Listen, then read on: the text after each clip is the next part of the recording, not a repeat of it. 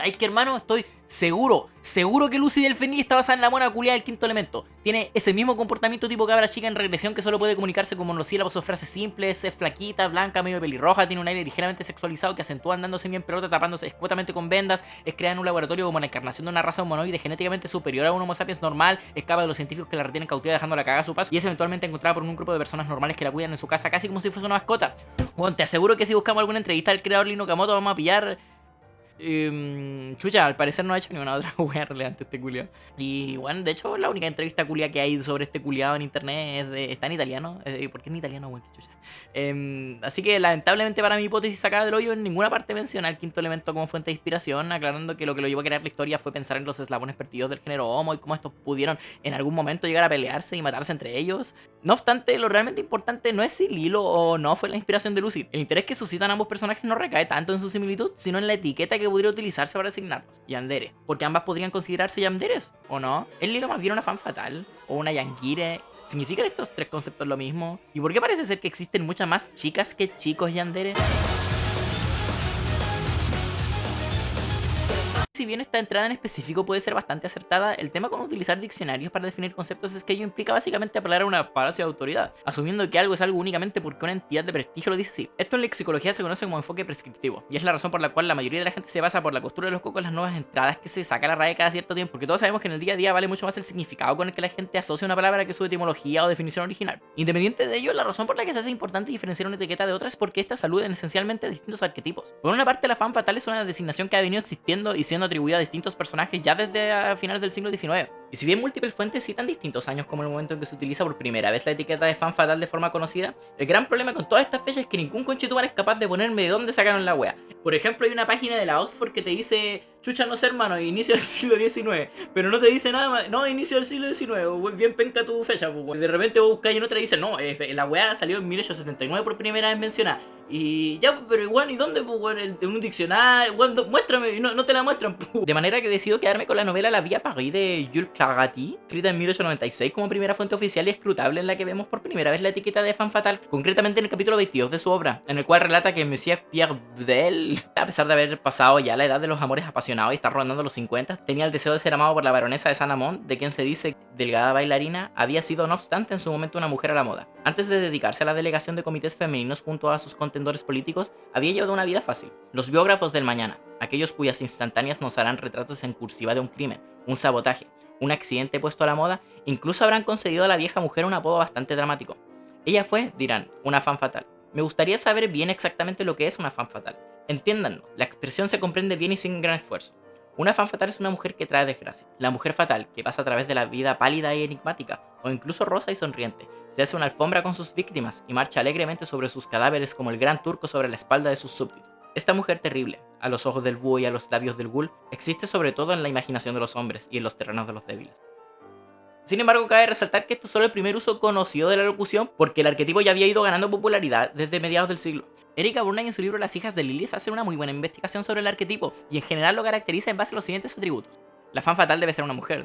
La femme fatale debe ser hermosa, por lo general pelirroja, pues el rojo se relaciona tanto con la pasión y la maldad como con el color del cabello de Lilith, la primera mujer de Adán de carácter dominante, lascivo y maligno, según un Midrash del siglo XII. De hecho, en relación al tema, se supone que en Evangelion Asuka, con su color de pelo rojizo y su personalidad dominante y agresiva, representa a Lilith, pues, y siendo el nombre mismo de la serie el Evangelio del Nuevo Génesis, porque la historia misma trata de cómo vuelve a comenzar la humanidad, del Nuevo Génesis. La femme fatale debe ser malvada. Y ojo con esto, porque es quizá el punto de quiebre más importante al comparar las concepciones sobre la femme fatale y la yandere. Me explico. Bornei hace hincapié en los factores que a lo largo de la historia llevaron a la popularización del arquetipo. Por ejemplo, nos explica cómo antes de cualquier interpretación rabínica, Eva siempre fue representada en las artes como la canalización del pecado y la maldad, la villana que llevó al hombre a transgredir las órdenes de Dios y condenó a la humanidad al pecado eterno, e incluso a las mujeres a tener la regla o sufrir dolores de parto. Esta concepción viviría un vuelco hacia mediados del siglo XII, fecha en que, como mencioné anteriormente, comienza la reinterpretación del mito local asirio-babilónico de Lilith para hacer de ella, y no de Eva, el verdadero primer origen del pecado de la humanidad. Esto no le quitaría la mala fama a Eva en la cultura cultura occidental, pero por lo menos buscaría paliar su culpa, principalmente para evitar el dilema teológico que significaba que la madre de todos los seres humanos, incluidos estos hueones, fuera la maldad personificada. Así es importante recordar que en cada representación artística que se hizo de la femme fatale, el factor de la maldad permaneció como una de sus piedras angulares. Por el contrario, el arquetipo de la yandere parece estar mucho menos estudiado. No solo eso, cuando buscamos ejemplos de yandere en internet, una y otra vez nos topamos con los mismos tres personajes culiados de siempre, que Kotonoha, alguna de estas minitas de Higurashi, y Yuno, siempre Gasai Yuno. O prácticamente no hay más personajes yandere. Si nos referimos a la palabra en sí, yandere viene de la mezcla del verbo yamu, estar enfermo, conjugado en presente continuo como yande iru y contraído como yanderu, y del sufijo deredere, que significa algo cercano a estar apasionadamente enamorado y que en general es un derivado de la palabra original tsundere, la cual, según una investigación hecha por el doctor en literatura japonesa Conchetuma Junichi Togashi, fue utilizada por primera vez en 2012 en un foro de discusión sobre la novela visual Kimi ga no Somu Eigen para referirse a Ayu Daikuji, un personaje del que de hecho el usuario estaba hablando de forma peyorativa al mencionar que ustedes la llaman Daikuji, pero ¿qué tiene de bueno una tipa con una personalidad tan mala e idiota? No me pregunten si Tsun Dere, así como enamorada, irritable, una agua así, es bueno. Las fugas son mejores que las cejas. No sé qué habrá querido decir Google con eso. Por otra parte, al hablar de los rasgos en específicos que definen a la yandere como tropo y tomando en cuenta el mismo hecho de que la palabra significa enfermizamente enamorada, el arquetipo alude específicamente a morras psicológicamente inestables que se relacionan de forma emocionalmente intensa con su interés amoroso y su círculo, implicando esta intensidad conductas que pueden llegar a ser violentas y peligrosas, pasando los extremos del amor al odio. Dada esta definición, si buscamos identificar el tropo con algún diagnóstico psicológico de la vida real, podemos recurrir al DSM-5 o Manual Diagnóstico y Estadístico de los Trastornos Mentales para revisar los criterios diagnósticos de una infinidad de trastornos y patología y ver si calzan con alguno de los rasgos de personalidad generalmente atribuidos a la yandere. Y más allá de la curiosidad, que es el hecho de que a ninguna se la pueda catalogar de psicópata, principalmente digo que la psicopatía ya no existe como trastorno de forma oficial, sino que fue reemplazada por lo que ahora se conoce como trastorno de personalidad antisocial, lo que más se ajustaría a los criterios antes descritos sería el trastorno de personalidad límite o borderline, el cual engloba a muchos de los rasgos antes mencionados, si bien obviamente de una manera exagerada o caricaturizada, porque puta, igual esta wea es un tropo literario, pues. Y que en contraposición a lo que son los trastornos mentales a secas, al entrar dentro de lo que se conoce como trastornos de personalidad, implica que es crónico y que no puede surgir espontáneamente, sino que se crea en un proceso lento que parte durante la infancia y va forjándose en la medida en que las condiciones ambientales favorezcan o no su desarrollo. Justamente por esto es que se llama trastorno de personalidad, porque son patrones de conducta que crea el organismo para reaccionar de la forma que más le sirva para sobrevivir en el ambiente en que le tocó desenvolverse. Y son trastornos porque se salen de lo que se consideran conductas adaptativas normales, porque no son tanto enfermedades, sino que más bien son como personalidades desadaptativas. Esta es también la razón por la que ni un trastorno narcisista, ni uno histriónico, ni uno antisocial pueden diagnosticarse en menores de 18 años, pues se asume que a esa edad aún se está forjando la personalidad. Lamentablemente esto me caga todo el análisis, ya que todas las morras en anime son liceanas, pero ya ve. Sumado a esto podemos identificarlas con algunos de los rasgos de la femme fatale, como lo son la belleza y el ser representadas de forma erótica en las obras en que aparecen. Aún así, la gran diferencia que se arma entre yandere y femme fatale es que, aun cuando ambas son hermosas, violentas y tienen un sex appeal erótico, las yandere no son necesariamente representadas como villanas. Claro, uno puede valorizar su acción y decir, no, hermano, está buena, de verdad que está cagada, weón. Pero las obras en sí no las presentan necesariamente como malas. Bueno, por ejemplo, en School Days, la forma en que exponen los hechos busca hacer que la audiencia empatice de hecho con las acciones de Kotonoha y odie a Makoto. Algo que efectivamente funcionó porque, bueno, tú le preguntas a cualquier persona sobre el tema o vos veis foro o comentarios como, oh, Makoto culiado, no, Juan maricón. Mientras que por su parte la femme fatale siempre fue el arquetipo de la mujer malvada que tienta al hombre para maltratarlo, humillarlo o hacerlo pecar. Habiéndonos adscrito a esta caracterización, cabe hacer un breve recuento histórico para hallar los primeros exponentes del tropo, y en ello surgen algunas discrepancias. Por ejemplo, muchos señalan como precedente cercano de la proto-yandere la antagonista de la novela Misery de Stephen King, una fanática psicópata obsesiva que mantiene cautivo a un escritor para que finalice a gusto una novela de la que ella es fanática. Si bien esto en realidad lo encuentro bastante discutible, ya que de partida la cabra ni siquiera es descrita como hermosa y además escapa demasiado del margen en el que estamos investigando, y de ser así prácticamente tendríamos que buscar a cada minita culiada brige que ha aparecido en la historia de la literatura y chucha, hermano, no tengo tanto tiempo. Por eso, tomando en cuenta el consenso oficial, diría que es Yukako Yamagishi de la cuarta parte de los JoJo la verdadera primera representante del tropo, por la cual Araki dijo que se basó en su señora para crear, aunque puta, siéndole sinceros cabros, no puedo hablar mucho ya porque la verdad es que nunca me he visto JoJo. Pero independiente del personaje que tomemos como punto de partida, me gustaría retroceder un poco para profundizar en el tema de la percepción que el autor busca provocar en su audiencia al escribir a una femme fatale y a una yandere. Pues es allí, en esa caracterización protagónica y romántica de la yandere y antagónica y villanesca de la femme fatale, en donde se manifiestan de forma más latente los orígenes socioculturales de cada arquetipo. ¿Recuerdan que mencioné que el antagonista de Misery no contaba como yandere por no ser hermosa? Pues bien, sé que podrán señalar que me estoy confundiendo al mezclar rasgos de la femme fatale con los de la yandere, pero la verdad es que no es así. La razón por la que discrepo tanto con este usuario al mencionar el personaje de King como yandere es porque la belleza en la yandere no es otro simple adorno del fanservice. La belleza en el personaje de una mujer inestable, violenta y obsesiva es la encarnación física del deseo que suscita la mujer en el autor. Es algo que va más allá de lo simplemente corporal. Es la forma material que tiene el artista de expresar lo frustrante que puede ser el exponerse vulnerable ante alguien que tiene el poder para destruirte emocionalmente.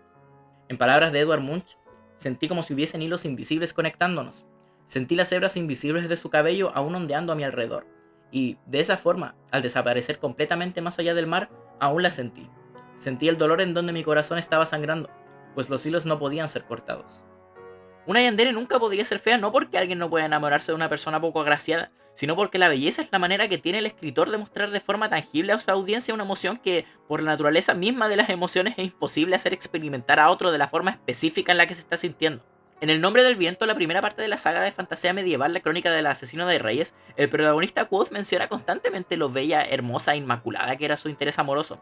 Llega a reiterarlo en tantas ocasiones que sus compañeros de taberna comienzan a pensar, ya pues weón, en bola le está dando color.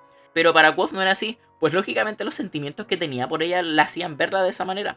Así, la única manera que tiene el artista de hacernos sentir por su personaje lo que él ha llegado a sentir por las mujeres que se lo inspiraron es, justamente, recurriendo a una belleza estereotípica, una con la cual incluso quien no tenga ninguna atadura emocional al personaje pueda conectar.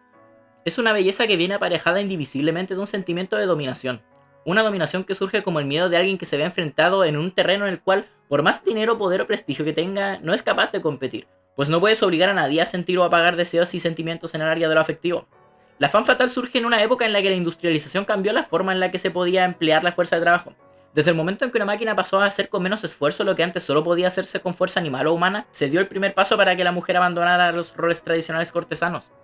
Esto, sumado al exacerbado puritanismo que se vivía en países anglosajones y el aumento explosivo de la prostitución de las clases bajas que se vieron marginalizadas por todo el embate proletario y que trajo consigo una fuerte paranoia respecto a la expansión de infecciones de transmisión sexual, creó una atmósfera en la que no solo todo deseo sexual debía ser fuertemente reprimido, sino que además ese ámbito de la vida en el que prácticamente todo hombre tenía certeza, el de saber que no tendría que hacer ni un esfuerzo porque la familia le concertase un matrimonio con alguna minita hermosa, a la cual además iba a poder cagarse con la criada cuando se le parara la raja, se resquebrajaba ante sus ojos. ¿Alguna vez se han preguntado por qué se supone que este conchetumare tuvo tanta influencia dentro de los círculos académicos de disciplinas tan diversas como la sociología, psicología, filosofía, política y toda esa wea?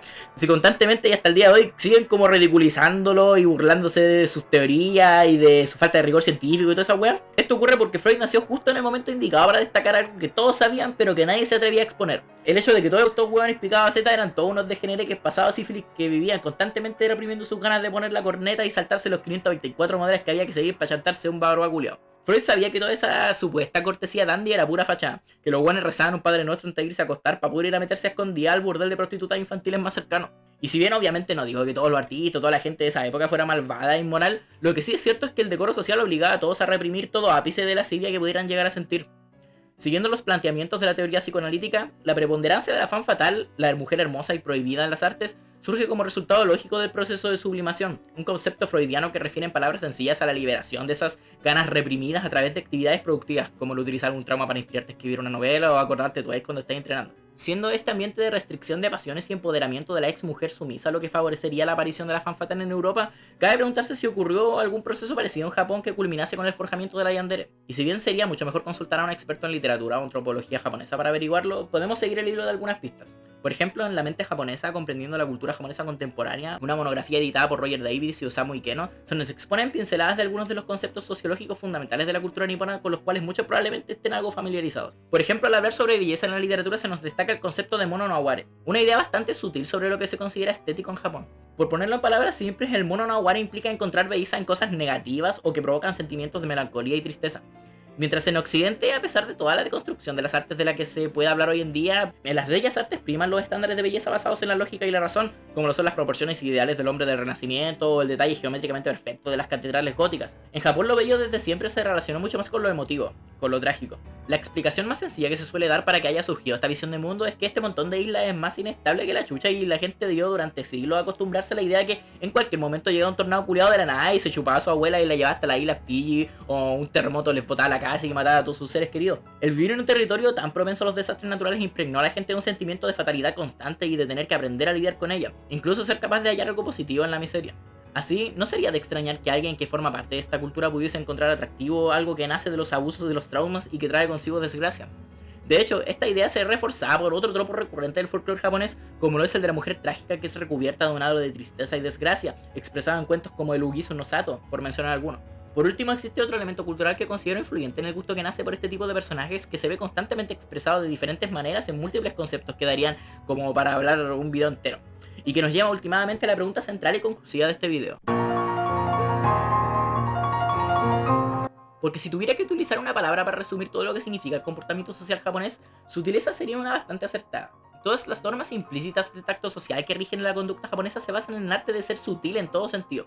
Todo se debe decir con indirectas, nunca se debe destacar los logros propios, siempre hay que echarse para abajo como una forma de modestia a fin de no llegar a molestar a nadie. Bueno, incluso existe este tema de los distintos registros. O sea, sé que acá en castellano y bueno, en varios idiomas existen los registros de habla, pero estos buenos tienen más registros de habla que la cresta. O sea, tenéis hasta formas para hablar sobre acciones que tú mismo estás realizando y que deben decirse de una manera humilde, toda una paja. Todo este tipo de restricciones vividas desde pequeños fácilmente puede terminar creando una personalidad que podría considerarse introvertida.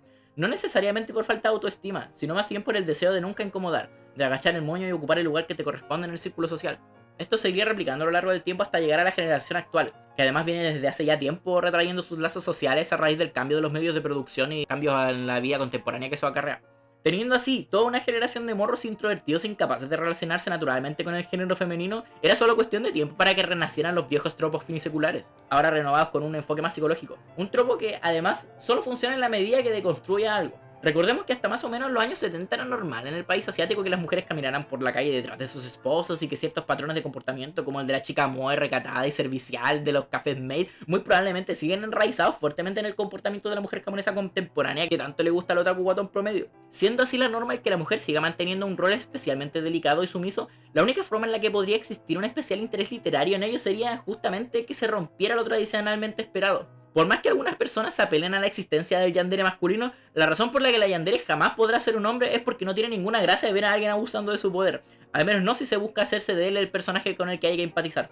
El motivo por el que la yandere y la fan fatal triunfan es porque se valen de medios no convencionales para acceder al poder y la dominancia. De cierta manera pueden interpretarse como una vertiente del underdog, el tropo del personaje que lucha desde lo más bajo para surgir y superarse y llegar a la posición privilegiada de la que eventualmente gozará. Porque chucha, weón, es súper fácil que un culiado domine a otro si le chanta el fusil en la raja o si el culiado mantiene dominada a su esposa a base de combos, weón. Ver a un morro psicológicamente inestable, obsesivo y violento hacia su interés romántico tiene un nombre súper específico y se llama procesado por violencia intrafamiliar. Justamente porque mientras sea el hombre el percibido como el acaparador del poder físico, la historia de la chica que es capaz de manipularlo y el hombre que a base de una personalidad débil e insegura es incapaz de enfrentarla, seguirá marcando la pauta para una dinámica interpersonal intrigante.